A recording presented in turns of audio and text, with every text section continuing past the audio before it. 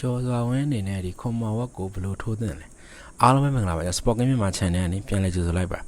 ဒီနေ့ဗီဒီယိုမှာတော့ကျွန်တော်ဒီမြန်မာပရိသတ်တွေစိတ်ဝင်စားနေတဲ့ပွဲတစ်ပွဲဖြစ်တဲ့ဒါကျော်စွာဝင်း vs ခွန်မာဝက်ပွဲကိုကျွန်တော်အနေနဲ့ဒါကျော်စွာဝင်းအနေနဲ့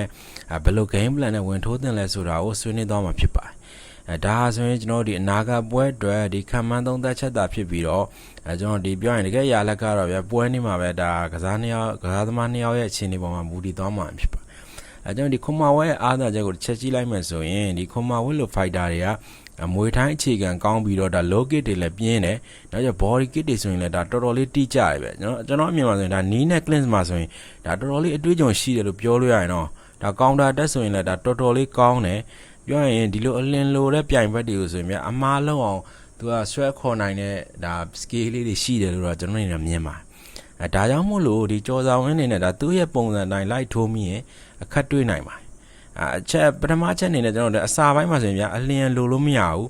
းပြောရရင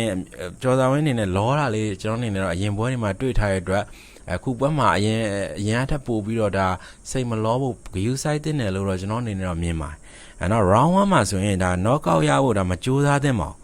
းပြောရင် jet တွေဒါပြောရင် front kick တွေနဲ့ဒါ distance ကိုထိန်းပြီးတော့သူ့ရဲ့ဒီ timing ကိုဖြတ်သင့်တယ်ပထမ round ဆိုရင်ဒါအနိုင်ယူဖို့ထက်အချက်လက်စုတဲ့ဒါပြောရင် round ဖြစ်ဒါကိုယ့်ရဲ့ brain နဲ့ဒါတစ်ဖက်လို scan ဖတ်နေတယ်လို့ဖတ်နေတယ်လို့မြင်ပါတယ်နောက်အချက်နဲ့ဆိုရင်ဒါ low kick ကိုလည်းဒါတတိထားရမယ်ဒါမွေထိုင်း fighter အများကြီးကျွန်တော်ဒီ low kick အများကြီးသုံးကြရဒါခြေထောက်ကိုထိခိုက်သွားမယ်ဆိုရင်ဒါ movement တွေနှေးမယ် power တွေကျလာမယ်ပေါ့ပြောရရင်ဒီ balance တွေပြတ်လာနိုင်အားကြောင့်မို့လို့ဒီ low kick ကိုလာမယ်ဆိုရင်ကျွန်တော် check လုပ်ပါနောက် back step လုပ်ပါပြီးတာနဲ့ဒါ catch လုပ်နိုင်ရင်တော့ဒါ catch လုပ်ပြီးပြန်ထိုးသင့်တယ်ဒီအချက်ပြောရင်အဲ့အချက်တွေကိုဆိုရင်လည်းဒါတော်တော်လေးသတိထားပြီးတော့ကျော်စွာဝင်းအနေနဲ့ကင်တွယ်သင့်တယ်လို့မြင်ပါတယ်နောက်တတိယအချက်အနေနဲ့ဆိုကျွန်တော်ဒါ punch ထိုးပြီးရင်ချက်ချင်း angle ပြောင်းအောင်ပါပြောရင်ဒီ straight line ကြောင်းပေါ်မှာဆိုရင်ကြာမနေနဲ့ဥပမာဒါ jet တွေနောက် crop ပြီးတာနဲ့ဒီဘယ်ညာ angle ပြောင်းထွက်လို့တော့ကျွန်တော်ပြောင်းထွက်ဖို့လိုမယ်လို့တော့မြင်ပါတယ်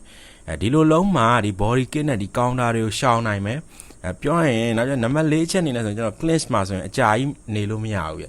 မနေသင့်ဘူးခွန်မာဝက်ကတဲ့ clinch ပိုင်းမှာဆိုရင်ဒါတော်တော်လေးကောင်းတယ်သူ့ရဲ့ပွဲ3ပွဲလောက်ဆိုရင်ကျွန်တော်ကြည့်တာ clinch ပိုင်းမှာဆိုရင်ဒါတော်တော်လေး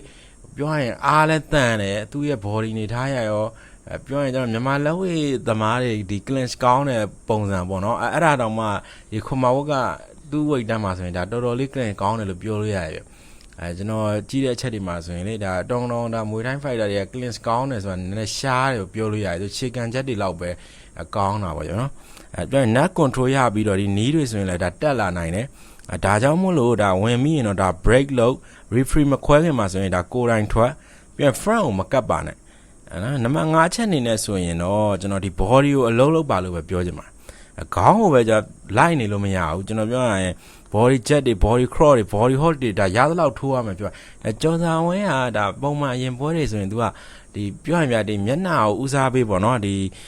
ခေါင်းတွေမျက်နှာတွေဘက်ကိုလိုက်ပြီးအတင်းထိုးနေတာတွေ့ရဒီ body shot ဘိုင်းမှာနည်းနည်းလေးအားနေတယ်လို့တော့ကျွန်တော်နေတော့မြင်ပါဒီခြေကန်ချက်လေးတွေလည်းအတင်းတင်းတော့ထွက်တယ်ဒါတထောင်နေဆိုရင်လည်းဒါ fat tag ကဖြစ်တဲ့အတွက်သူလေ့ကျင့်ထားတဲ့တထောင်တွေလည်းမစိုးဘူးပြကောင်းတယ်တထောင်တွေလည်းထွက်လာဒါပေမဲ့ဒီပြောရင် body shot ဘိုင်းလေးမှာနည်းနည်းလေးအားနေသေးတယ်လို့တော့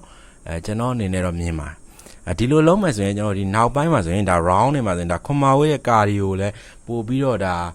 နှေးသွားအောင်ကာဒီယိုဘိုင်းမှာကြာလာအောင်သူ့ရဲ့တက်လုံကြာလာအောင်လုပ်နိုင်မယ်လို့တော့ကျွန်တော်အနေနဲ့မြင်ပါတယ်ပြောရင်သူကာဒီယိုလည်းပို့ပြီးတော့ short ချနိုင်မယ်ပေါ့ဗျာနံပါတ်6အနေနဲ့ဆိုရင်ဒါ fake တွေများများသုံးသင့်တယ်လို့ကျွန်တော်မြင်တယ်ဘာလို့လဲဆိုရင်ဒီအများအားအမှန်ထိုးနေလို့မရဘူးပြောရင်ကစားသမားဒီကွက်ကြီးပဲထိုးနေတာရိုးသွားနိုင်တယ်လို့မြင်ပါတယ်ပြောရင်အရင်ပွဲတွေတော့ဆိုရင်ဒါကျော်စွာဝင်းထိုးတဲ့ပုံစံနည်းနည်းလေးဒီပုံစံကိုခံမှန်းလို့ရတယ်လို့ဖြစ်တယ်ဒါ2ပွဲ3ပွဲဆက်လောက်ဒီလိုဆော့လာတဲ့အချိန်မှာဆိုရင်ဒါကျော်စွာဝင်းထိုးတဲ့ style လေးကနည်းနည်းလေးတပုံစံနဲ့ဖြစ်နေတယ်ပေါ့နော်တစ်ခုနဲ့တစ်ခုအမြဲအမှန်ထိုးလို့တော့မရအောင်တော့ fake တွေသုံးရမယ်သူကထိုးမှဆိုရင်ကျော်စွာဝင်းတန်းထိုးလိုက်တာများတယ်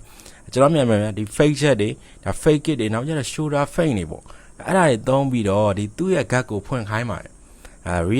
reaction ရလာမှာဗျာဒီ combination ကိုဝင်တာပို့ပြီးတော့ထိရောက်ပါတယ်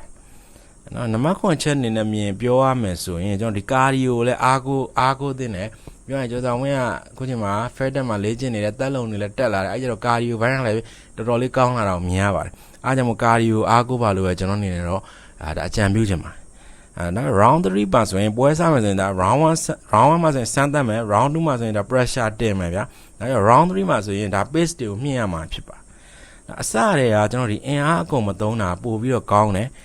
နောက်နံပါတ်8ချက်အနေနဲ့ဆိုရင်တော့ဒါခေါင်းကိုအေးထားတဲ့လို့ကျွန်တော်တို့မြင်ပါအမွေတိုင်းဖိုက်တာရရတစ်ချက်ထိမယ်ဆိုရင်ဒီနောက်တစ်ချက်ကိုစောင့်နေတတ်ပါတယ်ဒီပြောရရင်ထိသွားလို့ဒါဒေါသနဲ့ဝင်မထိုးပါနဲ့အဲ့ဒါလည်းမှားခြင်းနဲ့ပြောရရင်ဒီ game plan ကိုလည်းမပြတ်စေနဲ့လို့တော့ကျွန်တော်အနေနဲ့တော့အကြံပြုရပါကျွန်တော်ရဲ့ခံမှန်းချက်ကဆိုရင်ကြော်စွာဝင်နိုင်ရခြင်းနဲ့ဆိုရင်ဒါ jab ကောင်းရမယ် distance ထိန်းရမယ်နောက် low kick ကိုလည်းကာကွယ်နိုင်ရမယ်တက်နိုင်သမျှ gap ကိုလုံအောင်ကာရမှာဖြစ်ပါကလင်မကြဘူးကလင်ပိုင်းမှာဆိုရင်သူနဲ့ရှင်လုံးနေလို့တော့တက်လုံကြပြီးတော့ပိုကိုပဲပန်းသွားမယ်လို့မြင်တယ်ဘာလို့ဆိုတော့သူကဟိုပြောရင်တက်လုံကြရဲဆိုတာဗျကလင်ပိုင်းမှာတော်တော်အားတန်တယ်ဗျပြောရင်ကြော်စွာဝင်အတွက်လည်းနစ်နာတယ်ခုတ်ခွန်အားကိုဖြုံးသလိုဖြစ်မယ်လို့တော့ကျွန်တော်အနေနဲ့တော့မြင်ပါဘော်ဒီဆိုရင်လည်းဒါအလုပ်လုပ်ရမယ်ပြောရင်အန်ဂယ်ပြောင်းပြီးတော့လှုပ်ရှားမှုကောင်းအောင်မှလည်းဖြစ်ပါဒီချက်တွေကိုအကောင့်ထဲပေါ်နိုင်ရင်တော့ဒီခွန်မာဝက်လိုခက်ခဲတဲ့ပြိုင်ဘက်ကိုဒါရင်ဆိုင်နိုင်တဲ့အခွင့်အရေးတွေလည်းပို့ပြီးတော့ကောင်းလာနိုင်ပါတယ်အဆုံးသက်အနေနဲ့ပြောရမယ်ဆိုရင်ကျွန်တော်ဒါကတော့ဗျာကျွန်တော်မြင်တဲ့ကြော်စွာဝင်တဲ့ခွန်မာဝက်ကိုဘယ်လိုထိုးသင့်လဲဆိုတာကိုဒါနီးဗျူဟာသုံးသက်ချက်ပဲဖြစ်ပါတယ်ပရိသတ်တွေအနေနဲ့ရောဒါဘယ်သူနိုင်မယ်လို့ထင်ပါလဲပြောရရင်ကြော်စွာဝင်ကအပြတ်သက်ဒီ knockout နိုင်မယ်လို့ထင်ပါလားဒါမှမဟုတ်ကြော်စွာဝင်ရုန်းကန်နိုင်တဲ့ပွဲဖြစ်နိုင်လားခွန်မာဝက်မှာလည်းဒါနိုင်ရေး chance ရှိလားဆိုတာကိုဒါမှန်းငယ်ပေးလို့ရပါတယ်ဒီဗီဒီယိုသဘောကျရင်တော့ကျွန်တော်တို့ရဲ့ YouTube channel ဖြစ်တဲ့ Sport Game မြန်မာ channel ကိုလည်း like and subscribe လုပ်ရင်အားပေးခဲ့လို့ရပါတယ်အားလုံးကျေးဇူးတင်ပါတယ်